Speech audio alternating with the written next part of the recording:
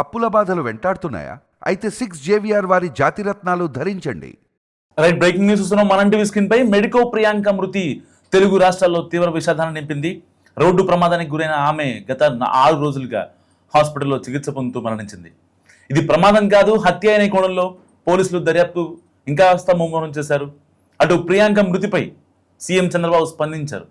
నిందితులకు కఠిన శిక్ష పడేలా చేస్తామని హామీ ఇచ్చారు. గద్వాల జిల్లా ఐజాకు చెందిన మెడికో ప్రియాంక రాజమండ్రిలో పీజీ చదువుతోంది. ఆగస్టు 3న స్నేహితుడితో కలిసి సినిమా చూసి స్కూటీపై వెళ్తోంది. కానీ అంతలోనే ఘోరం. మాల్ గేట్ దాటేలోపు అంతా అయిపోయింది. మద్యం మత్తులో కారును వేగంగా పోనిచ్చి స్కూటీని ఢీకొట్టారు అగంతకులు. కారుతో 3 సార్లు స్కూటీని బలంగా ఢీకొట్టినట్లు సీసీటీవీ ఫుటేజ్లో చాలా క్లియర్గా కనిపిస్తోంది. రాత్రి 11 గంటలకు స్వతంత్ర హాస్పిటల్ నుంచి సమాచారం అందుకొని మరో వైద్య విద్యార్థి ఉమేష్ స్టేట్మెంట్ తీసుకొని పోలీసులు కేసు నమోదు చేశారు. నిందితులు ఆల్కహాల్ తీసుకొని డ్రైవ్ చేసినట్లు కూడా ఆధారాలు దొరికాయి.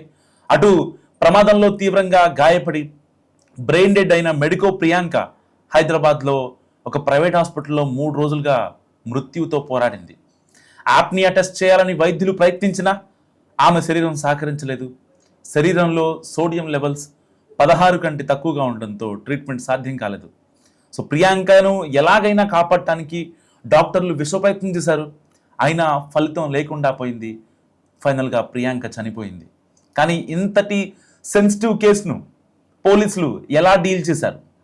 సెక్షన్లు పదే మార్చడంతో కేసును తప్పుదో పట్టించే కుట్ర జరుగుతుందా అని ఆరోపణలు వినిపించాయి. అందుకే ఆదివారం ఉదయం రాజమండ్రి ప్రకాష్ నగర్లో పోలీసులని ప్రియాంక తండ్రి వెంకటేష్, డిఎస్పీలు దేవరాజ్, సుభాష్తో మాట్లాడారు. కేసులో సెక్షన్లు వీక్గా ఉన్నాయా, దోషులకు శిక్షలు పడేలా విచారణ జరుగుతోందా అని ఆరా తీశారు. సో ఇది ముమ్మాటికి మర్డర్ అనేది వాళ్ళ తండ్రి వాదన. తప్పతాగి యాక్సిడెంట్ చేసేవారిని వదిలిపెట్టకూడదన్నది ఆయన ఆక్రోశం. యాక్సిడెంట్ చేసి ప్రియాంక మరణానికి కారకులైన దశ్వంత్, జోసఫ్, ఎడ్వర్డ్స్ పై ఇప్పటికే హత్యాయత్నం కేసు నమోదు చేసి రిమాండ్లో ఉన్నారు. ఉద్దేశపూర్వకంగా ప్రియాంకను ఢీకొట్టారని తెలిస్తే హత్యాయత్నం కేసును హత్య కేసుగా మారుస్తారు. కేసులో ప్రమేయం ఉన్న వారందరినీ అరెస్ట్ చేస్తామని ఎస్పీ కిషోర్ తెలిపారు. సో ఇలాంటి నేపథ్యంలో చంద్రబాబు ప్రియాంక మృతిపై విచారం వ్యక్తం చేశారు. నిర్లక్ష్యంతో నిండు ప్రాణం కోల్పోవడం కలిచివేస్తుందని చెప్పారు. ప్రియాంక మృతికి కారణమైన వారు ఇప్పటికే జైల్లో ఉన్నారని, నిందితులకు కఠిన శిక్షలు పడేలా చూస్తామన్నారు. సో ఇప్పటికే ఈ ఘటనకు సంబంధించి జిల్లా కలెక్టర్, ఎస్పీతో ఫోన్లో మాట్లాడారు సీఎం. సో బాధిత కుటుంబానికి 20 లక్షల ఆర్థిక సాయం కూడా ప్రకటించారు.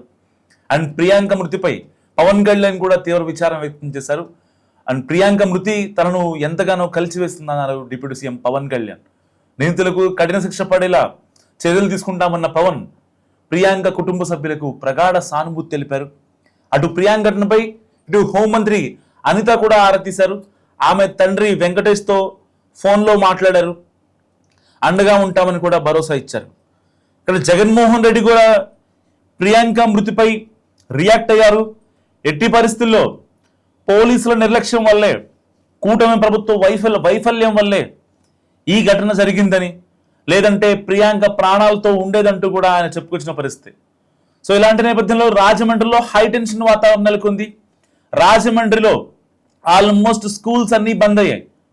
సో ఇటు క్యాండిల్ ర్యాలీ చేస్తున్నారు సోషల్ యాక్టివిస్టులు, ఇంకా పార్టీలకు అతీతంగా చాలా మంది బయటకు వచ్చి ఇటు అయితే మెడికో ప్రియాంకకు న్యాయం జరగాలంటూ మాట్లాడుతున్న పరిస్థితి. సో ఇటు శాంతియుత మార్గంలో మేము నిరసనలు చేసుకుంటాం, మాకు ధర్నాకి అనుమతి ఇవ్వండి అని చెప్పి పోలీసులను కోరిన పరిస్థితి. సో ఎలాంటి మళ్ళీ ఏదన్నా ఇబ్బంది జరుగుతుంది, ఎందుకంటే ఇప్పటికే మార్గాని భరత్, వైసీపీకి చెందినటువంటి నేత మార్గాని భరత్ అక్కడ ఒక ధర్నా కూడా చేపట్టారు. దానికి సంబంధించి ఒక హై డ్రామా కొనసాగుతుంది. ఆల్రెడీ విచారణ జరుగుతుండగానే వైసీపీ అక్కడ మళ్ళీ ఒక విధ్వంసం క్రియేట్ చేస్తుందనే మాడ్యూల్లో ఇటు పోలీసులు కూడా వాళ్ళ యొక్క బంద్కి నిరాకరించారు. ఒకవేళ ఎవరైనా ప్రదర్శనలు, నిరసనలు చేస్తే ఎట్టి పరిస్థితుల్లో ఊరుకోవమంటూ కూడా జిల్లా యంత్రాంగం అలర్ట్ చేసింది. సో ఇలాంటి నేపథ్యంలో నిజంగా ప్రియాంక హత్యను, లేదంటే ప్రియాంక డెత్ను నిజంగా రాజకీయం చేయడం అవసరం అంటారా? మస్తుగా కామెంట్ చేసే ప్రయత్నం చేయండి. ఎందుకంటే ఎక్కడ మర్డర్ జరిగినా, లేదంటే అనుకోకుండా హత్య జరిగినా, లేదంటే ఇంకోటి జరిగినా రాజకీయ నేతలు మొత్తం అంటే పోలీసులు ఒక ప్రాపర్ ఎంక్వైరీ కోర్టుకి ఛార్జ్ షీట్ ఇవ్వకుండానే ఇదంతా రాజకీయం చేయడం నిజంగా ఎంతవరకు కరెక్ట్? చాలా మంది మాట్లాడుతున్నారు అనవసరంగా కూటమి సర్కార్ వచ్చింది, అందువల్లే ఆ అమ్మాయి చనిపోయింది అని. నిజంగా వాళ్ళు తప్పతాగి రావడానికి, లేదంటే ఇంకేదన్నా అక్కడ జరగడానికి కారణం నిజంగా పోలీసులా లేకపోతే ప్రభుత్వమా? అనుకోకుండా జరిగింది కాదు ఇది. ఎందుకంటే పర్టికులర్గా వాళ్ళు తాగున్నారు, నిందితులిద్దరు కూడా మద్యం మత్తులో ఉన్నారు. సో ఆ మద్యం మత్తులో జరిగిన దారుణమే ఇది. ఎప్పుడైతే మెడికో ప్రియాంక ఒక్కసారి డాష్ ఇవ్వగానే, కారు డాష్ ఇవ్వగానే ఆ అమ్మాయి మళ్ళీ బయటకు వచ్చి వాళ్ళని తిట్టిందో, కళ్ళు కనపట్లేదా రాస్కెల్ అని చెప్పి తిట్టిన మాట ఆ సీసీటీవీ ఫుటేజ్ రికార్డ్ అయింది. అయితే ఆ మాట అన్న తర్వాత మద్యం మత్తులో ఉన్న వీళ్ళిద్దరూ, దస్వంత్, జోసెఫ్ ఇద్దరు రెచ్చిపోయారు. రెచ్చిపోయిన తర్వాత 3 సార్లు ఆ అమ్మాయిని డాష్ ఇచ్చి తలపై కారుతో ఎక్కించారు, తొక్కించారు. అండ్ దాని తర్వాత స్పాట్లోనే ఆవిడ బ్రెయిన్ కూడా డెడ్ అయింది. వెంటనే స్వతంత్ర హాస్పిటల్ తీసుకెళ్లారు. అండ్ దాని తర్వాత అత్యవసర చికిత్స కోసం హైదరాబాద్ తీసుకొచ్చారు. దాదాపుగా 6 రోజుల పాటు నరక యాతన అనుభవించి అనంతలోకాలకు వెళ్ళిపోయింది ప్రియాంక. నిజంగా నిండు జీవితం బలైపోయింది. కన్ను మిన్ను కానకుండా అత్యంత దారుణంగా కారు నడిపిన తాగుబోతుల దాష్టికానికి ప్రియాంక ప్రాణం గాల్లో కలిసిపోయింది. కార్ టైర్ మెడపై నుంచి ఎక్కేయడంతో బ్రెయిన్ డెడ్ అయ్యి మృత్యుతో పోరాడి చివరికి ప్రియాంక శ్వాస ఆగిపోయింది. రాజమండ్రి మెడికో ప్రియాంక మృత్యుతో పోరాడుతూ కన్నుమూసింది. సికింద్రాబాద్ కిమ్స్లో చికిత్స పొందుతూ నిన్న ఆవిడ అనంతలోకాలకు వెళ్ళిపోయింది. అయితే ఇద్దరు వ్యక్తులు రాత్రి మద్యం మత్తులో ప్రియాంకను కారుతో అనాలోచితంగా ఢీకొట్టారు. అప్పటి నుంచి ప్రియాంక తీవ్ర గాయాలతో చికిత్స పొందుతుంది. తాగుబోతుల పైశాచికత్వానికి రాజమండ్రిలో గాయపడినప్పటి నుంచి మెడికో ప్రియాంక పరిస్థితి అత్యంత విషమంగానే ఉంది. సో ఈ నేపథ్యంలో ప్రియాంకకు ఆప్నియా టెస్ట్ చేయాలని వైద్యులు ప్రయత్నించినా అందుకు ఆమె శరీరం సహకరించలేదు. ఎందుకంటే ఆవిడ బాడీలో సోడియం లెవెల్స్ 16 కన్నా తక్కువగా ఉండటం వల్లే ఈ టెస్ట్ సాధ్యం కాలేదు. ఆమెను ఎలాగైనా కాపాడటానికి డాక్టర్లు విశ్వ ప్రయత్నాలు చేసినప్పటికీ చివరకు ప్రియాంక బ్రెయిన్ డెడ్తో చనిపోయినట్లు డాక్టర్లు చెప్పారు. ప్రియాంక మృతి తీవ్రంగా కలిచివేసింది చాలా మందిని. తెలుగు రాష్ట్రాల్లో అప్పట్లో విజయారెడ్డి కేసు సంచలనమో, అంతకుముందు ఒడిస్సాలో ఒక మెడికో కేసు అకారణంగా చనిపోవడం ఎంత బాధ కలిగించిందో యావత్ దేశం మొత్తాన్ని. మళ్ళీ అదే తరహాలో మెడికో ప్రియాంక చనిపోవడం నిజంగా అందరినీ కలిచివేస్తోంది. ఇలాంటి రాస్కెల్స్ని ఏం చేయాలంటూ కూడా సోషల్ యాక్టివిస్టులు చాలామంది వీళ్ళని ఏదైతే దస్వంత్, జోసెఫ్ ఉన్నారో వాళ్ళని అనవసరంగా టైంపాస్ చేయకుండా వాళ్ళని ఎన్కౌంటర్ చేయాలి. హ్యాంగింగ్ ఏదైతే ఉరివేయడం కూడా కాదు, ఎట్టి పరిస్థితుల్లో హ్యాంగ్ చేయాలంటూ చాలామంది మాట్లాడుతున్నారు. ఈవెన్ చాలా కామెంట్స్ కూడా వస్తున్నాయి. ఎట్టి పరిస్థితుల్లో వాళ్ళని టైం పాసులు చేసుకుంటూ కేసులు, కోర్టులు అంటూ పిటిషన్లు, మళ్ళీ క్వాష్ పిటిషన్లు, వాళ్ళ తరఫున ఎవరో రావడం, మళ్ళీ ఇంకొకరు రావడం, ఇలాంటివి జరగకుండా ఎట్టి పరిస్థితుల్లో వాళ్ళని ఎన్కౌంటర్ చేయాలంటూ కూడా చాలా మంది మాట్లాడుతున్నారు. నిజంగా అలాంటి వాళ్ళని ఎన్కౌంటర్ చేయాల్సిందే. ఇప్పటికే గవర్నమెంట్ కూడా రియాక్ట్ అయింది. పోలీసుల తరఫున ఒక ప్రాపర్ ఛార్జ్ షీట్ కూడా రెడీ అవుతుంది. ఇప్పటికే వాళ్ళు రిమాండ్లో ఉన్నారు. సో రిమాండ్ సంబంధించి ఇప్పటిదాకా వాళ్ళ వెనకాల ఆ ఎమ్మెల్యే, ఈ ఎమ్మెల్యే ఉన్నారంటూ కొన్ని రాజకీయ పార్టీలు, కొంతమంది నేతలు వాళ్ళు చేస్తున్న పోస్టులు నిజంగా అభ్యంతరకరం.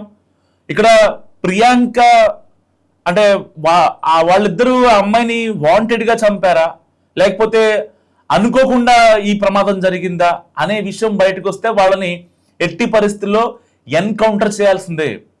పోలీసుల ముందున్న సవాల్ ఏంటంటే, ముందు అసలు వాళ్ళు కావాలనే అమ్మాయిని చంపేశారా, లేదంటే అనుకోకుండా మధ్యమత్తులోనే అందరూ అనుకుంటున్నట్టుగా జరిగిందా? ఈ విషయం బయటకు వచ్చిన తర్వాత నిజంగా వాళ్ళని ఎన్కౌంటర్ చేయాలి. ప్రజలు మొత్తానికి చెప్పాలి అసలు ఆ ఎన్కౌంటర్కి ముందు ఏం జరిగింది, ఆ కస్టడీలో వాళ్ళు చెప్పిన నిజాలేంటి, అవన్నీ నిజంగా పోలీసులు పబ్లిక్ డొమైన్లో ఉంచితే రేపన్న రోజు ఇలాంటి దారుణాలు జరగకుండా ఉంటాయి. అందరూ ఇంట్లో పెద్దవాళ్ళు చెప్తారు మనకి, మనం జాగ్రత్తగా వెళ్తున్న రోడ్డు మీద ఆపోజిట్ వాడు కూడా జాగ్రత్తగా రావాలి కదా అని చెప్పి మాట్లాడుతూ ఉంటారు. ఎగ్జాక్ట్గా వాళ్ళు చెప్పే మాటలకి ఈ యొక్క ప్రియాంక ఘటన ఏదైతే ఉందో నిజంగా ఒక పర్ఫెక్ట్ ఎగ్జాంపుల్ అని చెప్పాలి. ఎందుకంటే వాళ్ళ నిర్లక్ష్యం కారణంగా ఒక నిండు ప్రాణం బలైపోయింది. ఆ నిండు ప్రాణం ఖరీదు ఎన్నో నిద్రలేని రాత్రులు. ఎంబీబీఎస్ కోసం, ఇటు నీట్ కోసం తను ఇంటర్లో పడిన కష్టం, వాళ్ళ తల్లిదండ్రులు ఆ అమ్మాయి కోసం పడిన కష్టం, ఇన్ని రోజులుగా 4 గోడల మధ్య హాస్పిటల్ గదిలో నరక యాతన పడుతుంటే, ఈవెన్ హైదరాబాద్లోని కిమ్స్ హాస్పిటల్లో చాలా మంది మెడికో ప్రియాంక బతకాలంటూ ఇటు అంటే కులాలకి మతాలకి అతీతంగా అక్కడికి వచ్చిన వాళ్ళ పేషెంట్స్ కూడా కిమ్స్ లో ట్రీట్మెంట్ తీసుకుంటున్నా ప్రియాంక బతకాలి అంటూ చాలా మంది ప్రార్థించారు. నిజంగా అలాంటి సిచ్యువేషన్ రేపొద్దున ఎవరైతే ఉంటారో ఇలాంటి పనులు, లేకపోతే అంటే మితిమీరిన వేగం కావచ్చు, డ్రగ్స్ మత్తులో, గంజాయి మత్తులో, గంజాయి సేవించి ఆడవాళ్ళ మీద అత్యాచారాలు చేసేవాళ్ళు కావచ్చు, ఆడవాళ్ళని వేధించే వాళ్ళు కావచ్చు. సో ఇలాంటి వాళ్ళకి నిజంగా బుద్ధి రావాలి అంటే వీళ్ళని మస్ట్గా ఎన్కౌంటర్ చేయాల్సిందే, లేదంటే హ్యాంగ్ చేయాలి ఎట్టి పరిస్థితుల్లో, ఎట్ ఎనీ కాస్ట్. ఇలాంటి వాళ్ళని నిజంగా ఉంచడం అవసరం అంటారా? మీ కామెంట్స్ నిజంగా చాలా మస్ట్గా అవసరం ఈ వీడియోకి, మీ కామెంట్స్ అనేవి. ఎందుకంటే ఇలా ఒక అంటే మస్ట్గా వాళ్ళని ఎన్కౌంటర్ చేయాలి అనేది కనుక అల్టిమేటం ప్రజల దగ్గర నుంచే వస్తే ఇంకొక ఆడపిల్ల ఇలా అర్ధాంతరంగా బలయ్యే ఛాన్స్ అయితే ఉండదని నేను అనుకుంటున్నా. ఎందుకంటే ఇప్పటిదాకా చాలా కేసులు చూస్తూ ఉంటాం మనం. సరే అక్కడ అమ్మాయి తప్పు ఉందో అబ్బాయి తప్పు ఉందో, ఒక గొడవ జరిగో ఇద్దరిలో ఎవరిలో ప్రాణం పోతుంది, కానీ అకారణంగా ఎలాంటి తప్పు చేయని ప్రియాంక నరక యాతన అనుభవించింది. మరి నిజంగా ఆ నరక యాతన వీళ్ళు కూడా అనుభవించాలా వద్దా? మస్తు కామెంట్ చేయండి.